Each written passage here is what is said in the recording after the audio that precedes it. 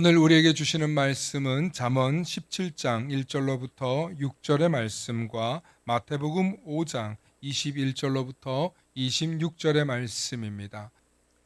오늘은 가정이 행복해야 나라가 산다는 제목으로 말씀 나누실 때 정말 가정에 대해서 여러분들이 이 명절에 깊이 생각해 볼 수 있기를 바랍니다. 하버드 대학교에서 1930년부터 2010년까지 약 80년 동안 인간의 행복은 무엇일까? 인간이 행복하기 위해서 필요한 것은 어떤 조건일까? 오랜 연구 끝에 하버드 대학교 의과대학과 매사추세츠 정신의학과인 베일런트 교수가 함께 연구한 것을 집대성한 책이 있습니다. 그 책은 에이징 웰이라고 하는 책인데 우리로 번역하면 행복의 조건이라는 책입니다. 지금도 이 책을 통해서 서울대학교 의과대학에서는 정신분석학과에서는 이 책을 가지고 노년의 행복, 에이징 웰이라는 말을 번역하면 우리말로 온전히 번역하면 잘 나이듦입니다. 잘 늙는 것 이런 뜻이에요. 그래서 그런데 잘 늙는 게 뭘까? 그것이 결국엔 인간의 행복의 조건을 찾는 것이다라고 해서 우리말로 행복의 조건이라고 번역을 한 거예요. 그런데 잘 나이 든다는 것. 인간이 행복하기 위해 반드시 필요한 게 뭘까? 그것은 바로 가족이 대답이었어요. 그냥 가족이 아니라 서로 사랑하는 가족이 조건이었어요. 그것은 아주 나이가 많은 사람이나 아주 어린아이에게도 꼭 필요한 공동체였습니다. 결론적으로 가족이야말로 인간의 행복의 원천이며 전부라고 해도 무방하더라는 것이 80년의 연구 결과입니다. 물론 그냥 그러면 답이 가족이다 이게 아니에요.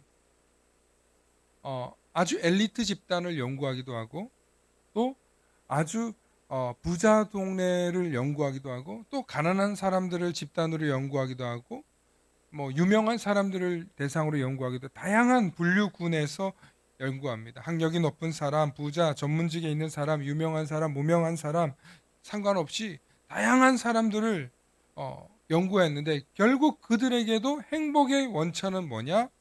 가정이더라. 가정.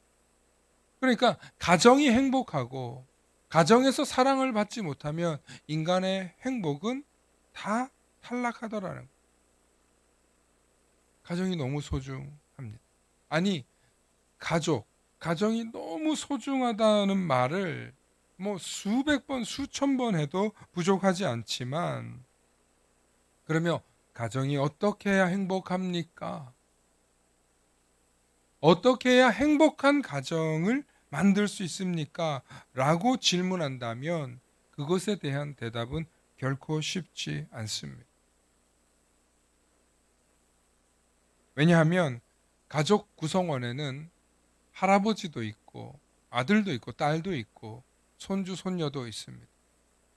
그러니까 다양한 세대가 걸쳐 있는 이 가정이 행복하려면 서로 사랑하라.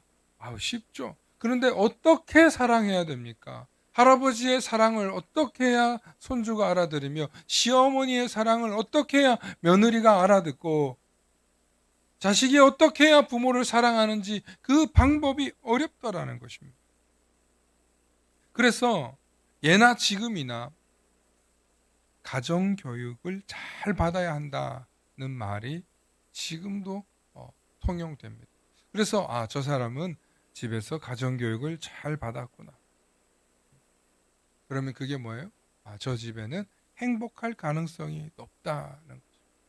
부모로부터 가정교육을 잘 받은 사람은 행복할 확률이 매우 높다고 이 행복의 조건에 나와 있습니다. 실제로. 부모로부터 좋은 교육을 받은 사람이 행복할 수 있다는 거예요. 그런데 문제는 과거 세대의 부모로부터 받은 교육과 오늘날 세대의 부모가 자식을 가르쳐야 되는 이 세대 간의 가정교육이 달라지고 있다는 것입니다. 물론 사랑으로 가르쳐야 되죠. 그런데 그 표현과 방법은 너무 달라지고 있다는 거예요. 가정이 소중합니다. 가정교육이 중요한 것도 압니다. 가족들끼리 서로 사랑해야 되는 것도 압니다. 그럼에도 불구하고 그것을 어떻게 세대별로, 가정별로, 또 나라별로 잘 모델링 한다는 것은 결코 쉬운 일이 아닙니다. 아니, 가정교육을 잘 받은 집안이라고 해서 고난이 없습니까? 문제가 없습니까? 질병이 없습니까? 있다는 거예요. 확률은 높지만 모든 가정에는 위기와 고민거리가 있기 때문에 가정에서 서로 화목하기가 결코 쉽지 않다. 또 가족이 가족에서 분리되어 독립해 나가는 그 과정도 굉장히 어렵다. 아무리 부자라도, 아무리 많이 배웠다 하더라도, 아무리 가정교육이 뛰어난 집이라 해도 가정에 불어닥치는 폭풍우 같은 고난과 시련은 언제나 가정의 위협이 되기도 하고 가정의 행복을 흔들어 놓기도 한다는 것입니다. 그럴 때마다 우리는 어떻게 해야 될까? 어떻게 해야 이런 어려움과 위기를 극복할 수 있을까요? 최근에 가정을 꾸리고 싶어하는 사람을 만났어요. 또 최근에 가정을 지키고 싶어하는 사람도 만났습니다. 또 최근에 가정에서 탈출하고 싶어하는 사람도 만났습니다.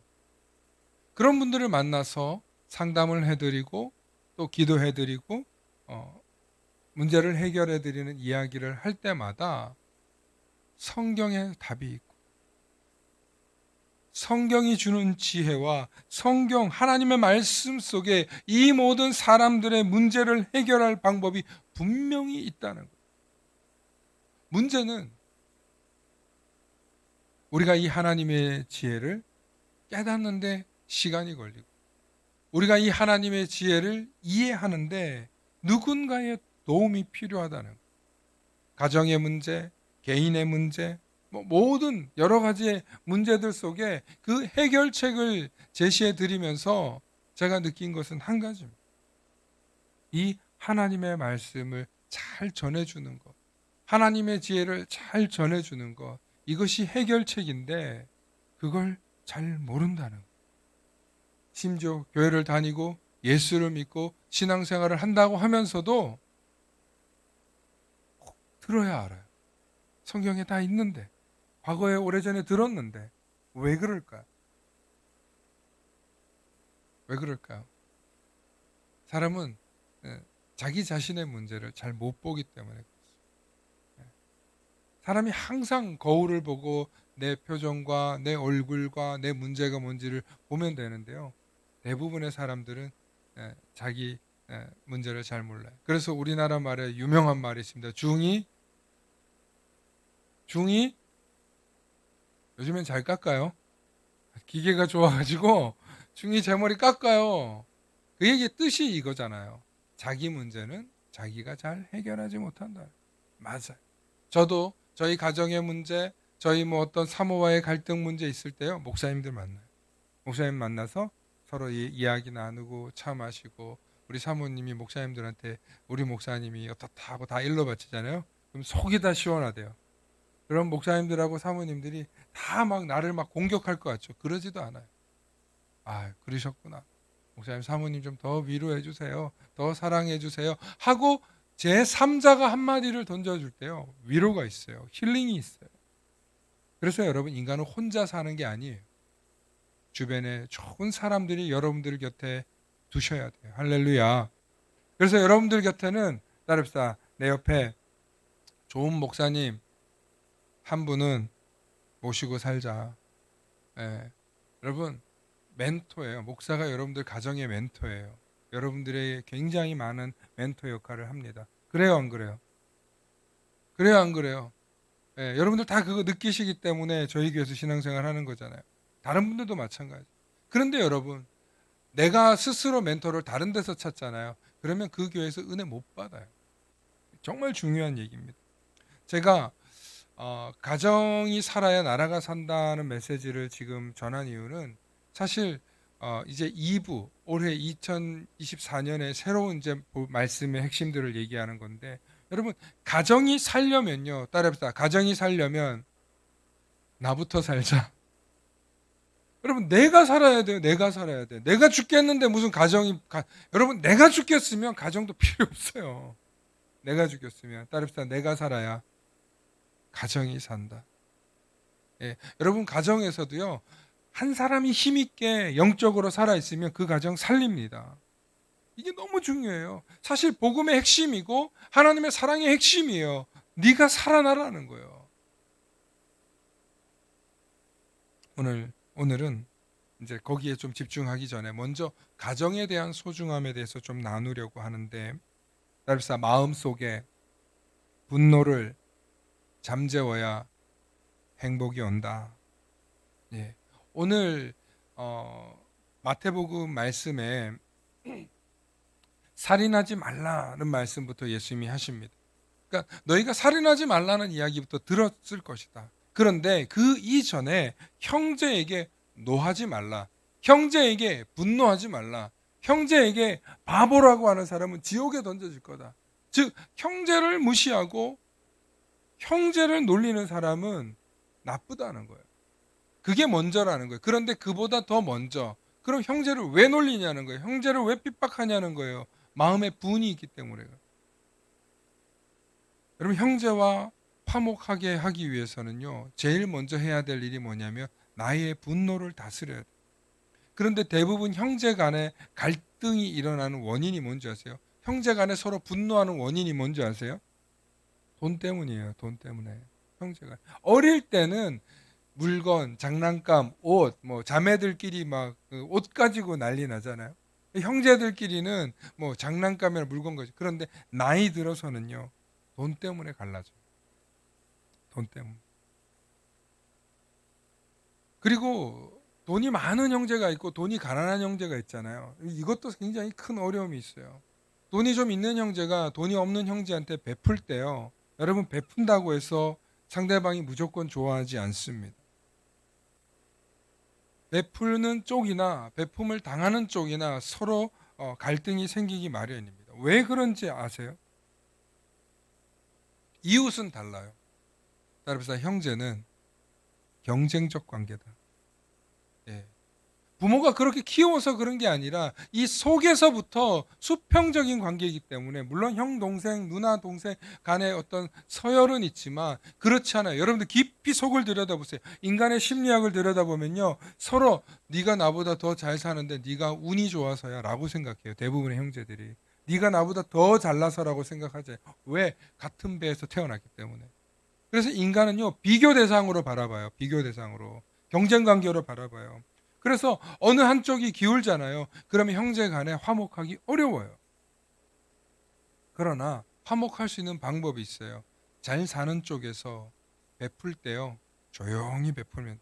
몰래 베풀면 돼. 우리 옛날에 그런 그 동화 있어요. 형과 동생이 서로 잘 사는데 농사 지어서 서로 쌀 갖다 주는 이야기 있어요.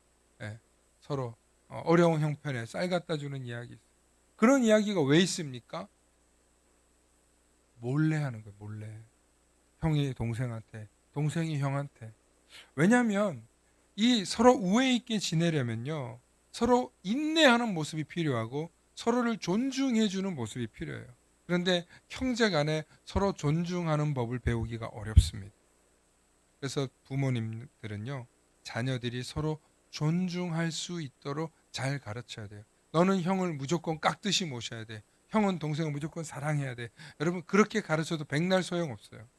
서로가 살아가면서 존중하는 법을 배워야 돼요. 존중하는 법. 거기에는 인내가 있어요. 거기에는 침묵이 있어요. 그래서 여러분, 가족에 대한 제가 일방적인 이야기 하나만 했는데, 여러분, 가족 간에도요, 이런 미묘한 그 심리적인 경쟁이 있어요. 그런데 이런 것들을 내려놓고 서로 사랑하려면 제3자의 도움이 필요해요. 그것은 사실 제일 좋은 것은 부모님의 도움이지만, 제3자는 제가 말하는 건 성경이에요. 말씀이에요. 여러분, 말씀을 통해서 그래, 내가 인내해야지. 내가 좀 더 가졌으니 내가 베풀고 나눠야지. 어떻게? 조용히, 드러내지 않고.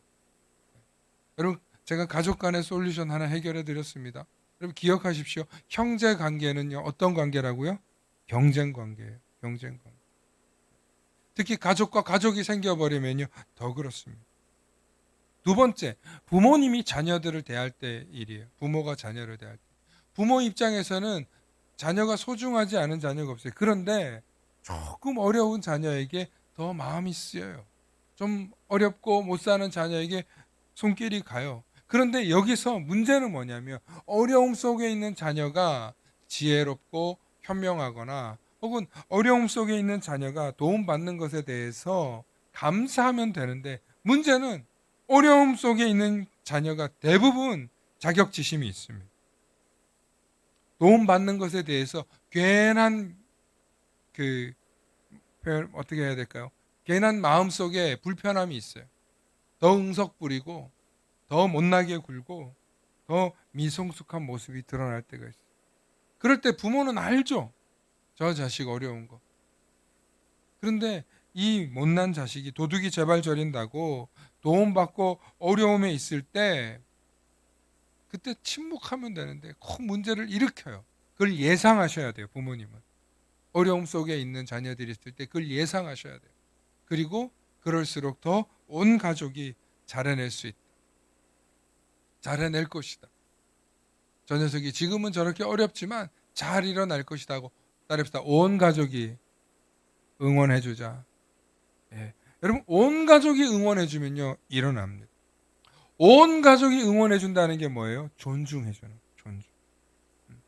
이 그 인간관계에 정말 중요한 게 있는데 그게 특히 부모와 자식 또 형제와 형제 관계에서요 존중받고 있다라는 느낌을 주는 게 굉장히 어려워요. 그런데 존중받는 것은요 잘 가르쳐 주는 게 아니에요. 따릅시다. 존중은 들어주는 것에서 온다. 예. 오늘 예수님께서도요 분노하지 말라는 얘기를 먼저 하셔요.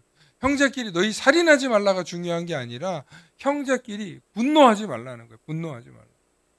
화를 다스리라. 그래서 이후에 너희가 형제 간에 금전적인 문제가 있거든 그거 해결하고 예배드려라. 그게 오늘 본문 말씀이 하는 핵심이에요. 핵심. 그러니까 갈등이 있어요.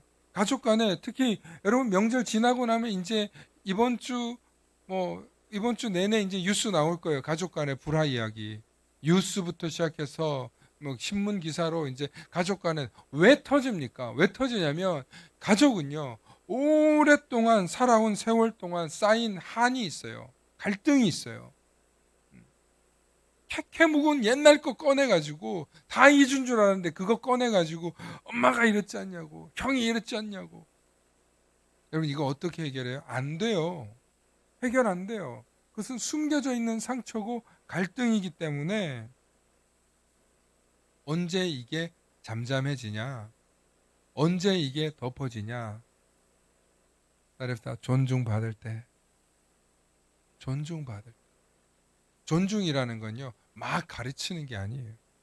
존중이라는 건요. 들어주는 거. 아, 네가 그것 때문에 속상했구나.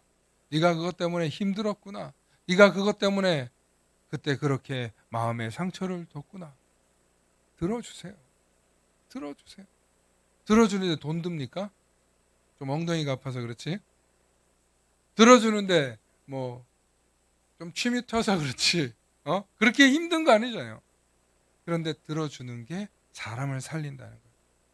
제가 명절 전에 이 말씀을 꼭 했었어야 되는데 라는 생각이 들다가도 오늘 다시 한번 알려드립니다. 들어주면 사람이 삽니다. 할렐루야. 여러분 여기에 존중이 있어요. 여기에 예수님이 가르쳐 주신 사랑이 있습니다. 또 명절이 되면 집집마다 굉장히 큰 부담을 가지시는 분들이 있어요. 집안에 맏며느리들 혹은 신랑 혼자 사는 분들 이렇게 그 집에서 식구들 막 오게 하는 집들이 있어요. 그럼 누가 제일 고생해요? 음식하는 양반들이 음식하는 양반. 그리고 음식하는 그것 때문에 얼마나 짐 빠지고 힘든지 몰라요. 그리고 왔다 올 때는 사실 반갑고 좋은데 가고 나면요 엄청 지치세요. 이제 제가 어제도 그런 얘기했는데 지금 60이 넘으신 분들은 음식 먹고 형제들 간에 친지 간에 모이는 거 그게 낙이에요. 그렇게 살았어요. 그래서 그거를 참 하지 말라고 하기도 어려워요. 서로 쌍방간에 합의가 된다면 그렇게 살아라 할 수밖에 없어요. 그런데 문제는요. 지금의 50대 이하의 자녀들은요. 그렇게 사는 걸 싫어해요. 혐오해요. 더 나아가서 엄마는 언제까지 그렇게 살 거야? 이런 갈등이 있습니다. 그래서 요즘에는 슬하의 자녀들을 한 50 이하로 두신 자녀들이요. 이제 다 객지로 나가서 흩어져 살잖아요. 뭐 아들, 딸 혹은 뭐 딸 이렇게 흩어지잖아요. 어떻게 하는지 아세요? 펜션이나 호텔이나 콘도 빌려서 한번 모였다가 1박 2일 모였다가 다시 자기 집으로 갑니다. 아니 그게 뭐예요, 목사님? 라고 여러분 평가할 수 있어요. 그런데요. 그게 지혜로운 방법. 어차피 명절이라면 서로 왕래하고 차 기름값 쓰고 부모님 용돈 드리느라고 가정마다 보통 얼마씩 써요? 최소한 30부터 50, 뭐 많게는 100만 원까지 쓴단 말이에요. 여러분 그 돈 모아가지고 명절에 왜 모이는 거예요? 옛부터 조상들이 이렇게 해왔으니까 그래서 모이는 거예요? 아니에요. 명절에 모이는 이유는요. 우리가 화목하려고 모이는 거예요. 따라합시다. 살았나? 죽었나? 얼굴 좀 보자. 그런 마음으로 만나는 자리가 명절에 만나는 자리예요. 여러분 귀경길 자리가 왜 만났습니까? 농경사회 때는요 그렇게 흩어지지 않았어요. 그런데 70년대 이후에 도시로 모든 사람들이 흩어졌어요. 장로님 그래요 안 그래요? 그전에는 그냥 다 시골에서 모였잖아요. 근데 공장이 도시로 생기면서 전부 다 도시로 나가는 거예요. 그러니까 차 타고 다 고시로 갔다가 명절 되면 이제 차도 생겼고 뭐 이제 좀 나 도시 가서 좀 산다 그러면 고향 가가지고 누구 집에 뭐 해왔네 그게 이제 80년대부터 하나의 이야기예요. 그럼 이게 무슨 얘기냐? 귀경길 문화, 도시로 흩어졌다가 다시 고향으로 가는 문화가 40년밖에 안 됐다는 거예요. 무슨 역사와 전통을 자랑하냐고. 옛날엔 안 그랬다니까. 그냥 그 마을에서 이 마을로 그냥 옮겨 다녔어요. 부부 간에도요. 이 마을에서 이 마을끼리 결혼했어요. 그래요 안 그래요 김한호 권사님? 예? 이 마을에서 이 마을로 시집가고 정말 그 정도만 돼도 눈물 참 콧물 짜고 명절에 친정이 무슨 소리야. 못 갔지. 세상 좋아져 가지고 지금 가는 거 아니에요. 그죠? 여러분 이게 우리가 무슨 옛부터라고 얘기하는데 옛부터 모이는 명절에 모이는 목적이 뭐냐? 따릅시다. 살았나? 죽었나? 얼굴 좀 보자. 목적이 이건데 왜 자꾸 그거에 매달리냐는 거예요. 위험하게. 요즘은 교통사고도 얼마나 자주 나요. 음복하고 뭐 음주사고도 나고 고속도로 잘 돼 있어서 잘 달리다가 일가족 잘못되면 얼마나 무서워요. 한 집안이 없어지는 건데. 그런데 그런 뉴스를 보잖아요, 우리가. 여러분, 그게 재수가 없어서 그렇게 됐다는 게 아니에요. 굳이 안 만났으면 안 그랬잖아요. 왜 그렇게, 어? 목을 매는지. 마음의 여유를 주고 서로 가족 간에 한 곳에서 모인다든지. 이런 집도 있어요. 구정에는 시댁끼리 만나고, 추석에는 처가끼리 만나고 그렇게 지혜롭게 나누는 사람들이 있어요. 조금 여유 있는 사람들은요. 이때다 하고 어디로 가요? 따뜻한 겨울에는 따뜻한 어, 동남아 가요. 가을이나 이럴 때는요. 제주도에서 만나자는 사람들도 많아요. 요즘에. 여러분 이게 지혜로운 거예요. 왜? 죽었나 살았나 얼굴 좀 보자니까. 그게 핵심이에요. 가족이 함께 모이는. 그리고 흩어진 핵 가족들끼리도요. 보고 싶어요. 보고 싶으면 뭐 하면 돼요, 요즘에? 영상통화 하면 되지. 영상통화 하고 있는 시대를 살고 있는데 왜 명절에 하필이면 그때 쉬니까 어쩔 수 없는데 그때 안 쉬는 분들은 그 전에 서로 다녀오고 오고 가면서 서로 좀 덜 피곤하고 덜 힘들게 만드실 수 있는 그런 명절 문화가 되실 수 있기를 간절히 축원합니다. 이 여성들과 며느리들을 위해서 하는 얘기인데 여자들이 목소리가 안 크네. 여러분 이 나중에요. 정말 가족들이 이 문제 가지고 서로 얼굴 안 보고 또 늘 하는 말 요즘엔 안 하죠. 명절하면서 너 언제 결혼할래? 너 언제 장가 갈래? 요즘 이제 그 얘기 하지 말라 그래서 좀 안 하는 편인 것 같아요. 명절에 모여서 이 얘기 때문에 안 간다는 거 아니에요. 자, 이 얘기를 하면 또 너무 길어지니까 오늘 여기까지 하고, 자, 몇 가지 솔루션을 드렸어요. 만남의 목적이 뭐냐? 살았나 죽었나 얼굴 좀 보자. 우리 밥 한 끼 잘 먹자. 여러분, 이게 명절의 핵심이에요. 마지막으로 세 번째, 건강하고 행복한 가정은요, 화목함을 잘 다룹니다.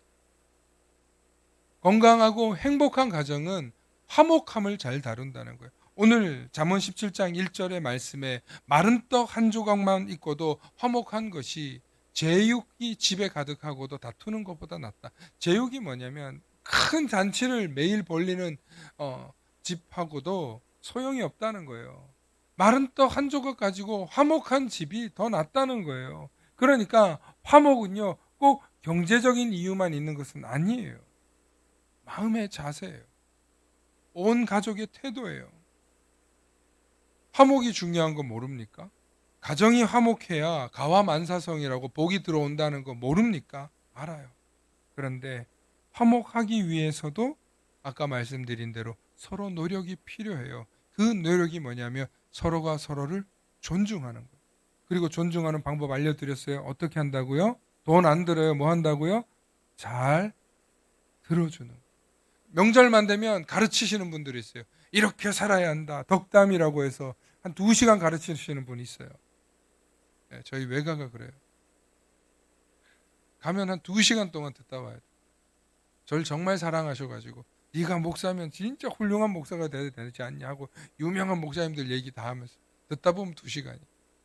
저를 사랑해서 네, 저희 외삼촌이 한 번 하고 저희 어머니가 살아계실 때 한 번 하고 뭐 거의 그런 식. 감사해요. 지금 생각해보면 돌아가신 어머니의 그 이야기도 너무 감사해요. 그런데 다른 사람이 불편할 수 있다니까요. 너무 가르치기만 하면. 어쩌면 진정한 존중은요, 들어주는 데 있다는 사실을 우리가 잊고 살지 않나 싶습니다.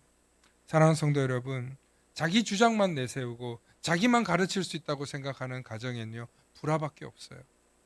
내가 옳다라고만 생각하고 내 말이 맞다라고 주장하는 아버지나 가정의 어른이 있잖아요. 그러면 그 가정에 불화밖에 있지 않아요. 그러니까 안 찾아오는 거예요. 그런데 나이가 들면 들수록 들어주는 거예요. 잘 왔다. 수고했다. 애썼다. 우리 하나님 보세요. 안 떠드시잖아요. 잘 왔다. 애썼다. 들어주시잖아요. 성경 말씀 속에 다 있거든요. 사랑하는 성도 여러분, 오늘 또 5절에 가난한 자를 조롱하는 자는 그를 지으신 주를 멸시하는 자요 사람의 재앙을 기뻐하는 자는 형벌을 면하지 못하리라. 사실 잠언 17장의 말씀 전체가 우리 인생에 굉장히 윤활유 같은 말씀인데요. 5절 말씀 보기 원합니다. 가난한 자를 조롱하는 자는 그를 지으신 주를 멸시하는 자예요. 무슨 얘기예요? 창조주를 멸시한다는 거예요. 가난한 자를 조롱하는 것은. 사람의 재앙을 기뻐하는 자는 형벌을 면치 못할 자니라. 그런데 여러분, 가난한 자를 조롱하는 것은 남은요 가난한 사람 잘 조롱 안 해요. 누가 합니까? 형제간에 그런다는 거예요. 형제간에 이런 일이 일어나요. 거봐, 내 저럴 줄 알았지. 거봐, 내 저럴 줄 알았어. 이런다고요. 여러분, 그런 형제간에도요. 왜 그런 일이 생기는 줄 아세요? 아까 말씀드렸잖아요. 형제간에 시기 질투가 있기 때문에. 시기 질투. 그런데 여러분, 인간의 본능이고 욕망이에요. 시기 질투는 인간의 본능이에요. 그 시기 질투가 있기 때문에 그래도 나도 잘 살아볼 거야. 나도 돈 꾸러 안 갈 거야. 하는 욕심이 있고 또 열심히 살아내는 열정과 원동력이 돼요. 여러분, 내가 내 형제에 대해서 거봐 저럴 줄 알았어 라고 말해도요. 옆에 있는 남이 내 형제 조롱하잖아요. 그러면 기분 나빠요. 그게 인간의 심리예요. 내가 내 형제에 대해서는 비판할 수 있어도 누가 또 내 형제 욕하고 손가락질하잖아요. 기분 나빠요. 참 신기하죠. 그게 형제예요. 마지막으로 손자는 노인의 면류관이라는 말씀이 있어요. 아비는 자식의 영화라는 말씀이에요. 여러분 이거 다 아는 말씀 같죠? 그런데 진짜 이 속에 진리가 있어요. 손자가 노인의 면류관이에요. 아비는 자식의 영화라는 거예요. 손자는요, 노인의 자랑거리예요. 여러분, 그 은퇴하신 목사님들의 카톡이나 뭐 이런 푸사나 핸드폰 보잖아요. 그러면 무슨 사진만 있는 줄 아세요? 자식 사진 별로 없어요. 예. 그 손주 재롱 보는 게 삶의 낙이에요. 어제 봤는데 오늘 또 봐요. 새롭대요. 왜 그럴까요? 노인이 되면요, 자고 일어나기만 해도 힘드시대요. 뭐 제가 노인이 안 돼봐서 모르지만 이제 노인이 되어 보신 분들이 하시는 말씀이고 점점 나이가 들어가시는 어른들이 하시는 말씀. 자고 일어나면 온몸이 아파요. 몸 안에 있는 윤활유와 몸 안에 있는 것이 많이 이제 노쇠했기 때문에 그러시죠. 그런데 어린 아이를 보잖아요. 특히 저게 내 핏줄이야. 그러면요, 생기가 돌아요. 진짜로. 몸 안에서 활성화 에너지가 나와요. 그래서 보시는 거예요. 내가 살라고. 자식을 보는 거하고 달라요. 자식은 그때 나이가 고민거리예요.